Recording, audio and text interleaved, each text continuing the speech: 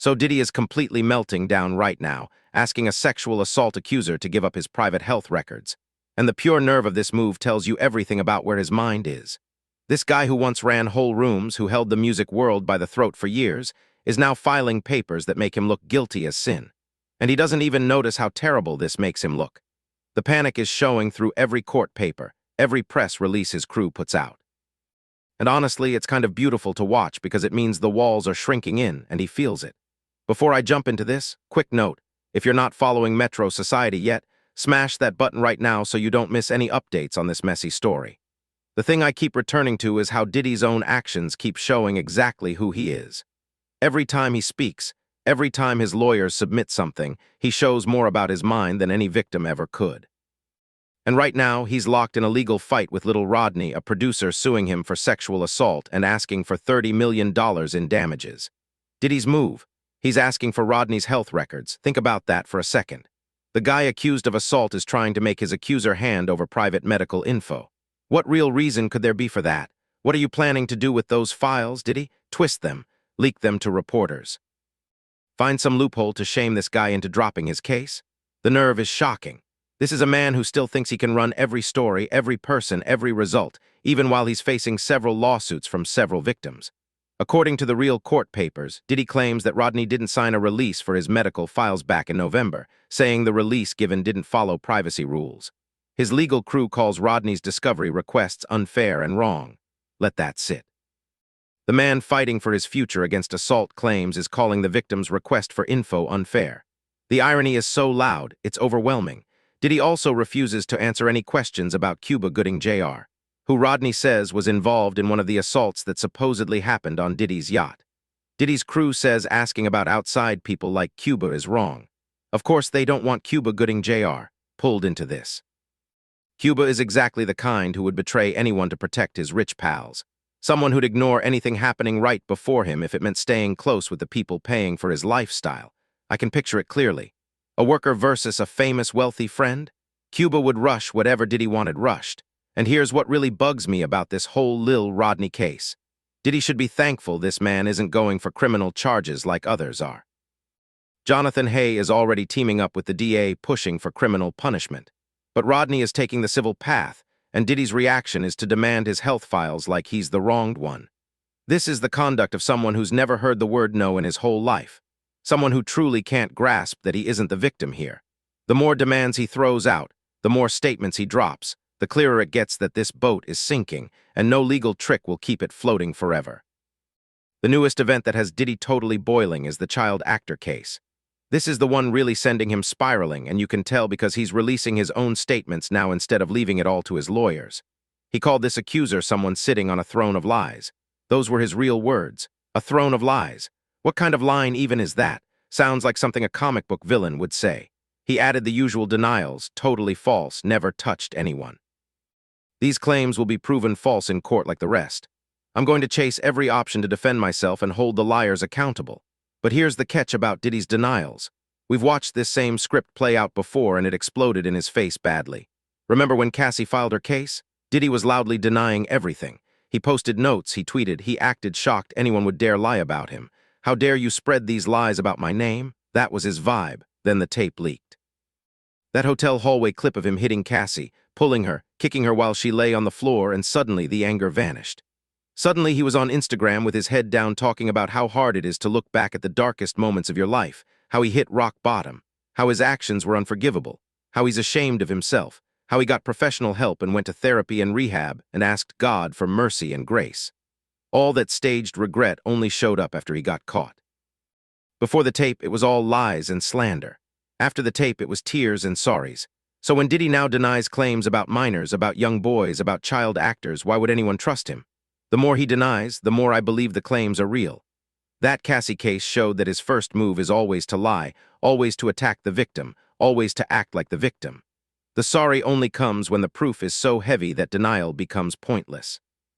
And the child actor case holds graphic details that Diddy was clearly scared would leak.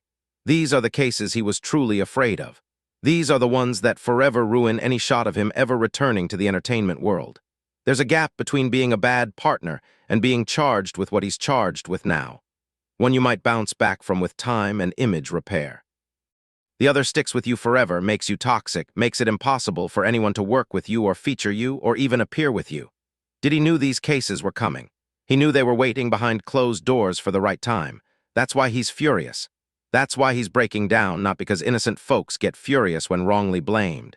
Innocent folks are puzzled, they're wounded, they want to clear their name through proper means. Diddy is fuming because he's losing grip on a situation he spent decades building defenses around. LA was his playground, not New York. LA is where he knew he could get away with stuff, where the business would shield him, where folks would turn away. Miami too, likely. There's a dark vibe in both those spots, a weight that lets predators act openly because everyone's too busy chasing fame and cash to ask questions. The lawyer running the child actor case is the same lawyer working with Jonathan Hay. And I truly think more cases are on the way. This lawyer has other files ready, other victims who have waited for the right moment to step forward. And each new filing adds more pressure on the lap, on the DA's office, on everyone who let this slide for years. Diddy knows the criminal charges are what he should truly fear.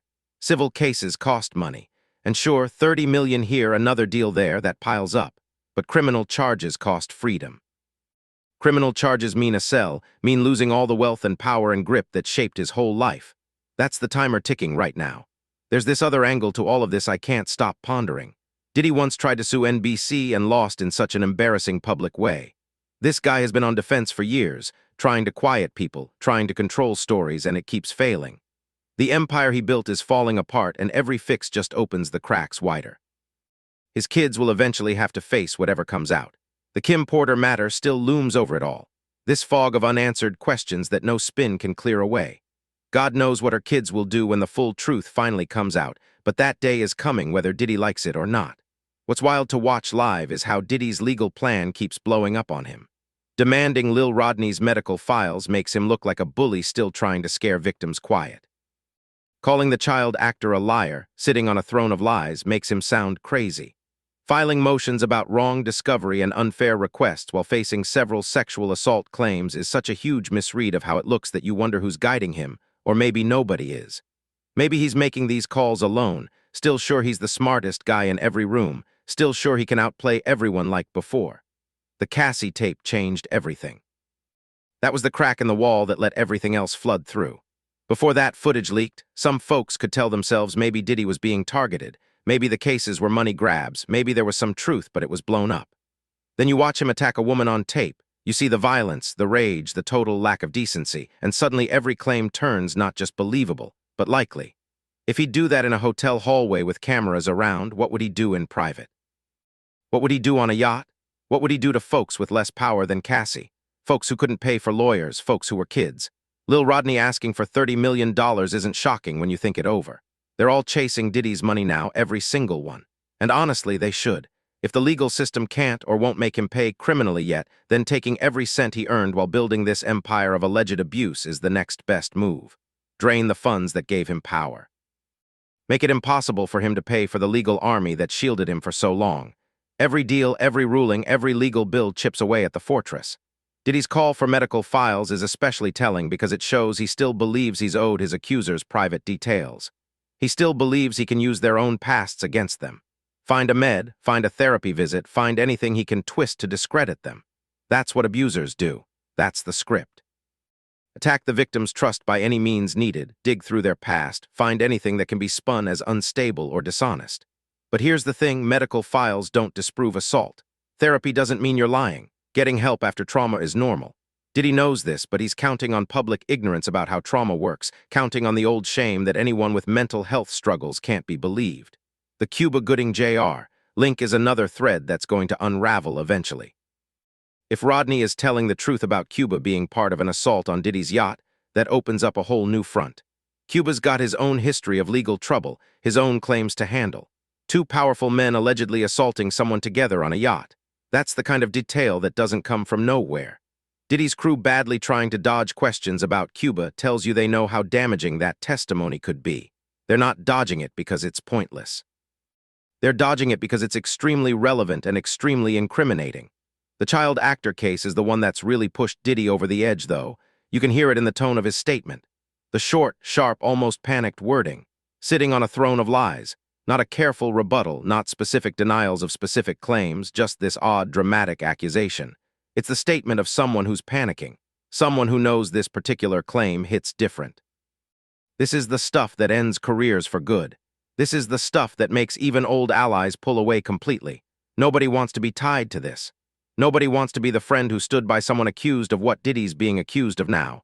And more are coming, I'm sure of it. The same lawyer has other files ready, other victims who have waited in the shadows, watching to see if it's safe to step forward. Each new case makes it safer for the next person. Each public filing pushes someone else who's been holding their own story for years, decades even. Diddy knows this. He knows there are more folks out there, more claims waiting to surface. That's the real source of his fury. It's not honest outrage from an innocent man. It's the rage of someone who built a whole life on the belief that his victims would stay quiet forever. And now that belief is crumbling live. The LA and Miami link makes so much sense when you think about the industry setup. New York is where Diddy built his public image, the bad records empire, the legit business face, but LA and Miami are where the parties happen. The after parties, the private events where limits dissolved and anything could happen away from the New York media eye. LA is a company town, everyone's scared of losing access, scared of being blacklisted. Miami has that same passing through, anything goes vibe, folks coming and going, tourists mixing with locals, easy to lose someone in the chaos. Diddy knew exactly what he was doing picking those spots. The NBC lawsuit loss doesn't get mentioned enough.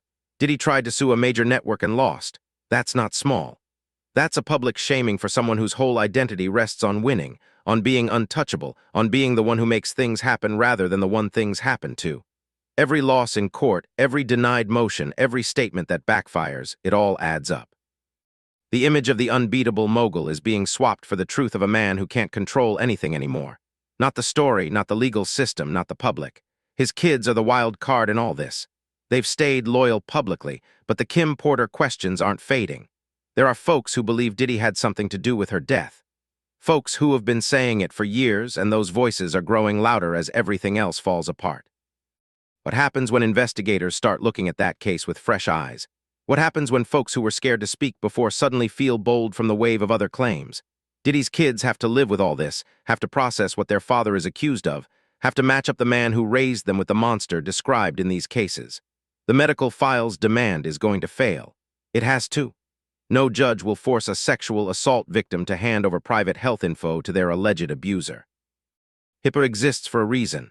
Privacy rights exist for a reason. Diddy's lawyers can file all the motions they want, can call Rodney's discovery requests unfair and wrong until they're worn out, but the optics are awful and the legal ground is weak at best. This is a delay tactic, a scare tactic, a way to make the legal process so draining and invasive that Rodney might think about dropping the case just to end it. But $30 million is a lot of reason to keep going. And the other accusers aren't stepping back either. The child actor case is moving ahead. Jonathan Hay is pushing for criminal charges. Every week seems to bring a new filing, a new claim, a new crack in the fortress. Diddy is breaking down because he's finally facing results and he has no clue how to deal with it. His whole life has been about dodging this exact moment, and now it's here and all the money and power and ties in the world can't make it vanish. The Cassie apology clip should be required watching for anyone who still buys Diddy's denials. Watch him in that footage. Watch the calculated regret, the careful wording, the way he talks about hitting rock bottom and seeking help and finding God. Then remember that this man just weeks before was calling Cassie a liar. Remember that he only admitted the truth when the proof became impossible to dodge. Now apply that pattern to every other claim he's facing. The child actor Lil Rodney, whoever steps forward next, Diddy's word means nothing. His denials mean nothing. The only thing that's ever made him tell the truth is video proof he couldn't bury. And here we are watching him rage against the fading of his name, demanding medical files from victims, calling accusers liars in increasingly strange statements, trying to dodge questions about Cuba Gooding Jr. and whatever happened on that yacht. The ship is sinking slow but sure, not sunk yet but low enough that everyone can see the waterline rising. Criminal charges would be the iceberg that ends it. The DA is watching, the lapped is watching, the public is watching. Diddy knows this, and that's why he's breaking down, why he's furious, why he can't stop throwing demands and filing motions and dropping statements that only make him look worse. So yeah, when Diddy breaks down like this, when he puts out these desperate statements and throws these wild legal demands at the folks suing him, it's a good sign. It means he's not getting his way. It means the system that shielded him for decades is finally, reluctantly, starting to work. He's never going to get those medical files. He's never going to get his name back. All he can do is rage and demand and deny until the next clip surfaces, the next witness steps up, the next criminal charge drops. And based on how things are going, that day might be closer than anyone thinks.